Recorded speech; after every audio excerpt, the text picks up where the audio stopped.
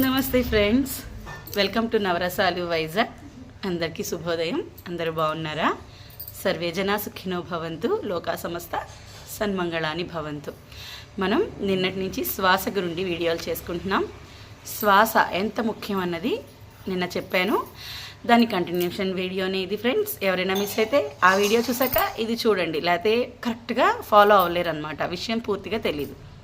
Like subscribe కూడా చేయండి.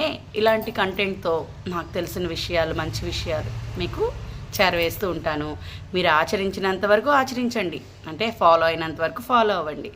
Maximum 90% follow అయితే అందరూ ఆరోగ్యంగా ఆనందంగా ఉంటారు. అన్నీ చిన్న చిన్న చిట్కాలే ఫ్రెండ్స్. నేనేవి పెద్ద పెద్ద విషయాలు ఏం చెప్పను, అన్నీ చిన్న చిన్న విషయాలు చెప్తా. సరే, నిన్న శ్వాస టైం చెప్పినప్పుడు మీకు ఒక ఎక్సర్సైజ్ ఇచ్చాను కదా. ఆ ఎక్సర్సైజ్ చేశారు కదా, అందరూ చేశారని అనుకుంటున్నాను. లాస్ట్లో చెప్తాను, టైం సరిపోకపోతే నెక్స్ట్ వీడియోలో చెప్తాను. ఓకే, ఆ శ్వాస కొంత ఎగ్జాంపుల్స్ చెప్తానండి మీకు.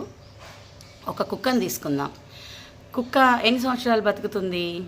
మహా అయితే 10 నుండి 15 సంవత్సరాలు దాని లైఫ్ స్పాన్. ఓకే, ఇప్పుడు ఎందుకు దానికి కారణం ఏంటంటే, కుక్కని గమనించే ఉంటారు మీరు. ఎప్పుడు నాలుక బయట పెట్టి అని బ్రీత్ స్పీడ్గా తీసుకుంటుంది. ఒకవేళ నాలిక లోపల ఉన్నా సరే దాని పొట్టను మీరు గమనించి ఉంటే స్పీడ్ బ్రీత్స్ మనకి త్రిబుల్గా ఉంటుంది దాని బ్రీతింగ్. అందుకే అది ఎక్కువ రోజులు బ్రతకలేదు. ఇంకొకటి కోతి చాలా అల్లరిది. కోతి అంటే తెలుసు కదా ఎంత చంచల స్వభావమో. అంత చంచల స్వభావమైన కోతి ఒక కొమ్మ నుంచి ఒక కొమ్మకి, ఒక చెట్టు నుంచి ఒక చెట్టుకి, ఈ మూల నుంచి ఆ మూలకి జంప్స్ చేస్తూనే ఉంటుంది. ఎక్కడా కుదురుగా నిలబడదు. ఓకే, అందుకని దాని ఆయుష్ ప్రమాణం ఎంతండి చెప్పిన? అది కూడా 15 నుంచి 20 సంవత్సరాలు జీవిస్తుంది. దానికి కారణం దాని చంచల స్వభావం. ఇంకా తర్వాత మనిషిని తీసుకుందాం.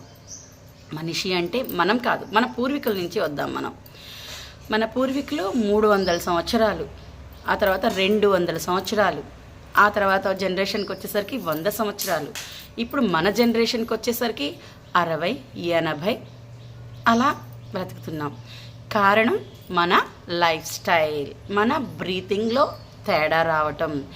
వీటి వల్ల మనం తినే ఫుడ్, వీటి వల్ల మన ఆయుష్ పరిమితి కూడా తగ్గిపోతూ, జనరేషన్స్ మారుతున్న కొద్దీ తగ్గిపోతూ ఉంది. ఇప్పటికీ కూడా హిమాలయాల్లో యోగులు ఉంటారని తెలుసు కదా.